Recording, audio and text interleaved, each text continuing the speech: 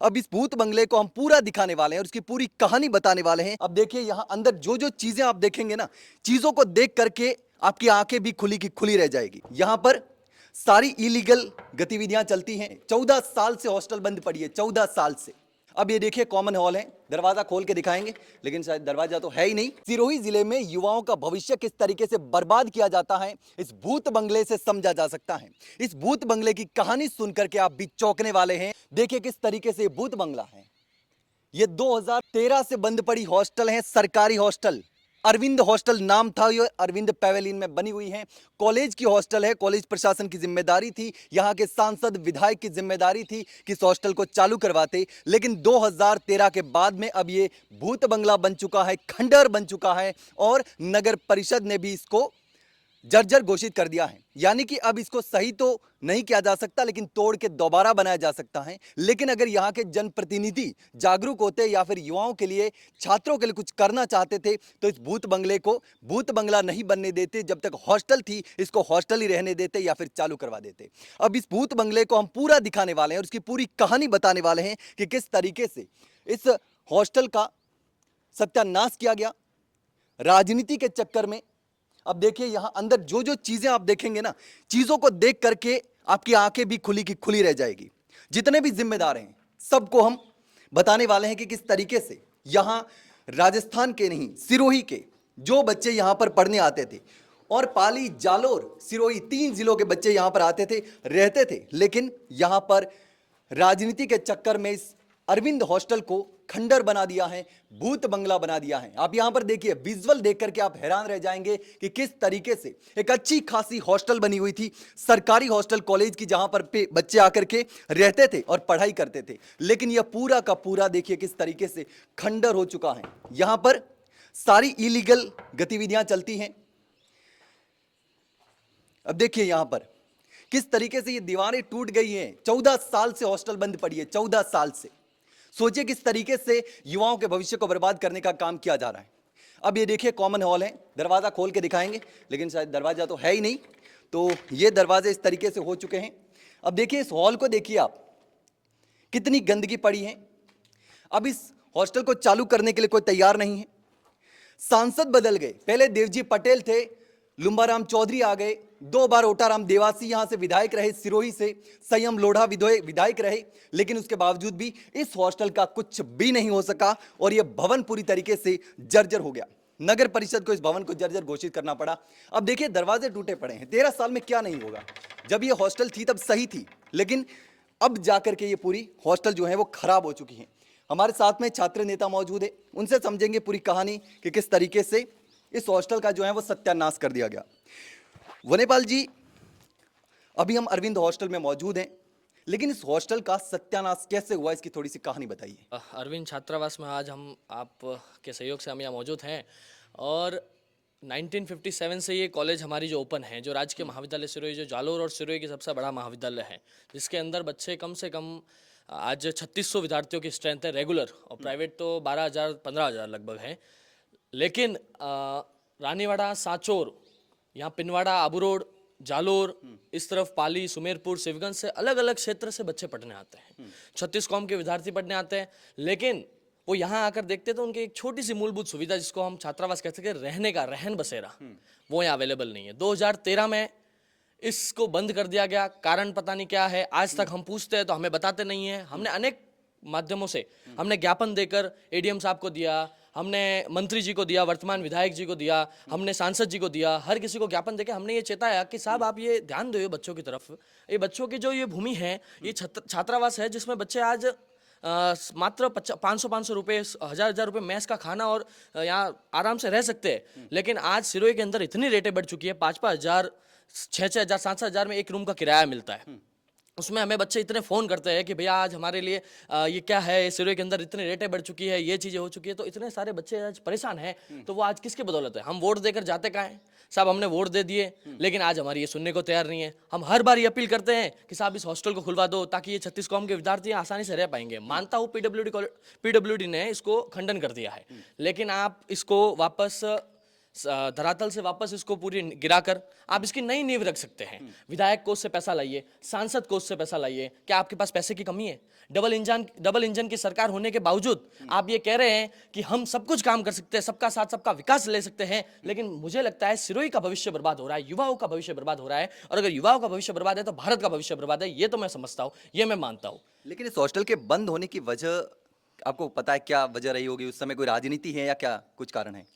जैसा कि मेरे सीनियर्स बताया करते थे, उस समय का दौर कुछ अलग था, आज वर्तमान का दौर कुछ अलग है। उस समय इतना सोशल मीडिया एक्टिव नहीं था ना। हम उस समय मैं तो करीबन 5th 6th में पढ़ता हूँगा, 2013 की बात है, इतना मुझे ध्यान नहीं है। लेकिन हमने जब सीनियर्स को पूछा तो उन्होंने कहा किसी आपसी कारणवश किसी ने आपस में राजनीति करके इस हॉस्टल को बंद कराना चाहा। आपसी राजनीति की वजह से छात्रों का और युवाओं का भविष्य बर्बाद करने का काम किया गया। बिल्कुल इसी प्रकार से युवाओं का भविष्य बर्बाद करने। मैं तो बस वर्तमान सरकार से, डबल इंजन की सरकार है, हम आज के युवा है और हम आज की सरकार से अपील करते हैं, आज की सरकार से सवाल पूछते हैं। हमारा केवल और केवल आपसे यही निवेदन है, माननीय मंत्री महोदय, विधायक है हमारे यहाँ से सांसद जी हैं जो कि सिरोही से है, और हम उनसे ये निवेदन करना चाहते हैं, आप आपके विधायक को, सांसद को जहां से भी पैसा ला सकते हो या किसी भामाशाह से ला सकते हो, लाकर और इस छात्रावास को फिर से शुरू करिए। और हमारे एक उम्मीद है, इस उम्मीद की सूरज किरण बनिए और इसको वापस शुरू कराइए, और हम लोग आज वापस रहना शुरू करते हैं।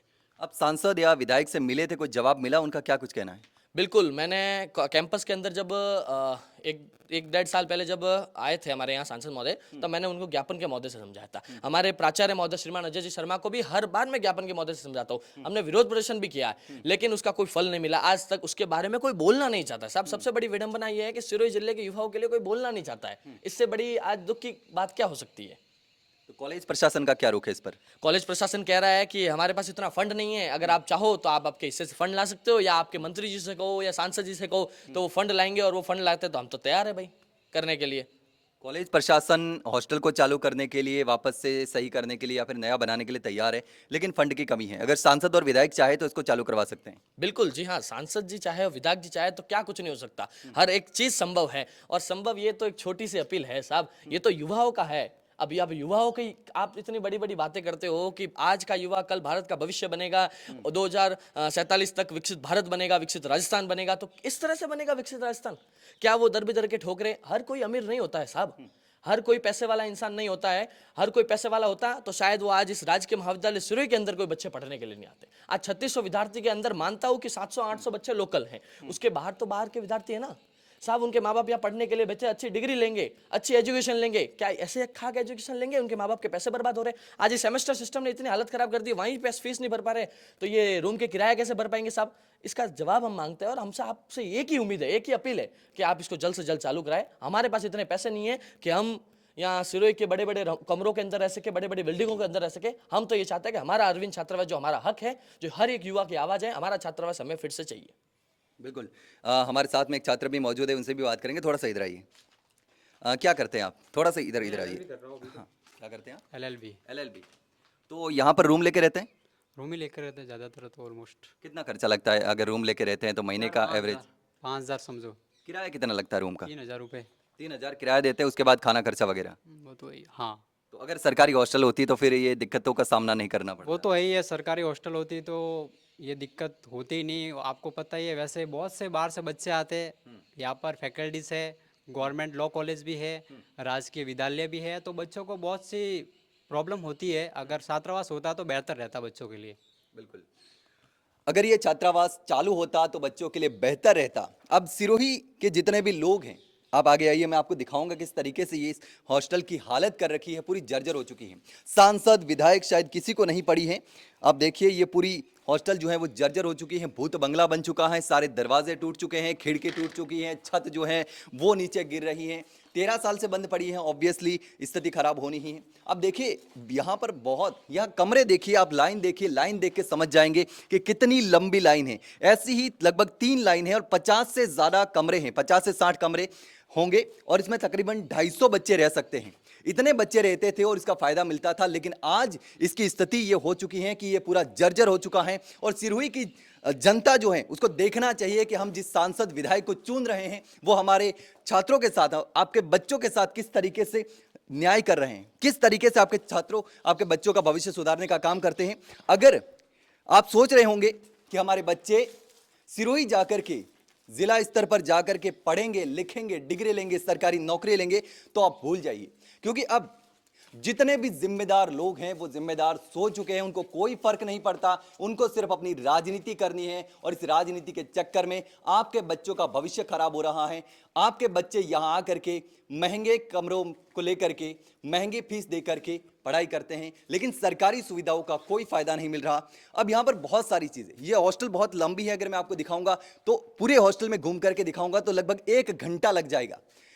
तो इस कमरों को, जहां तक मैंने अभी तक आपको स्थिति दिखाई है, उस स्थिति को देख करके आप समझ सकते हैं कि यहां पर किस तरीके से गंदी राजनीति होती है। 13 साल से, 2013 से सोचिए 14 साल हो चुके हैं, 14 साल से यह हॉस्टल बंद पड़ी है।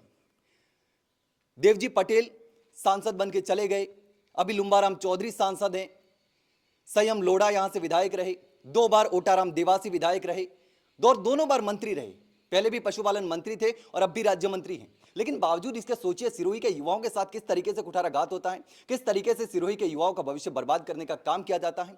अब जैसा हमें जानकारी मिली है कि कॉलेज प्रशासन इस हॉस्टल को वापस से बनाने के लिए तैयार है, लेकिन बजट की कमी है। अगर सांसद या विधायक चाहे तो इस बिल्डिंग को वापस से बना सकते हैं। और जानकारी यह भी है कि यहां जो गर्ल्स हॉस्टल थी वो अब गर्ल्स हॉस्टल रही नहीं।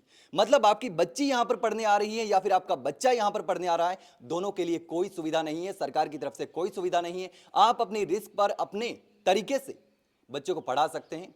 आप जैसे भी प्राइवेट हॉस्टलों में रखो, चाहे महंगे कमरे लेकर के रखो या महंगे मकान लेकर के रखो, लेकिन सरकार से ये उम्मीद मत रखिए कि हमारे बच्चे वहां पर पढ़ने जा रहे हैं और डिग्री लेकर के आएंगे सरकार के भरोसे, कुछ नहीं होगा। लेकिन जिस तरीके से मैंने आपको ये पूरा माजरा समझा है, हॉस्टल दिखाई है, उस हॉस्टल को देख करके आप क्या सोचते हैं, आप किसको जिम्मेदार ठहराते हैं? आपको क्या लगता है कि यहां पर इतने जनप्रतिनिधि बदल गए, कांग्रेस, बीजेपी, चाहे कोई भी पार्टी हो, किसी भी पार्टी का नेता हो, सांसद हो, विधायक हो, कोई भी हो जिसको आप वोट देते हैं, उसको जाकर के पूछिए कि हमारे बच्चों के साथ ऐसा क्यों किया जा रहा है, क्यों आखिर हमारे बच्चों का भविष्य खराब किया जा रहा है। राजनीति के चक्कर में ये करोड़ों रुपए से जो भवन बन रहे हैं, उस भवन को किस तरीके से जर्जर बनने के लिए छोड़ दिया जाता है। और मैंने हाल ही में आपको दिखाया था किस तरीके से क्रिकेट एकेडमी 2024 से बंद पड़ी है, जिसको चालू करने के लिए कोई इंटरेस्टेड नहीं है। उसमें भी आपके बच्चों का और सिरोही के खिलाड़ियों का भविष्य बर्बाद करने का काम किया जा रहा है। लेकिन आपको क्या लगता है, कमेंट में जरूर बताना।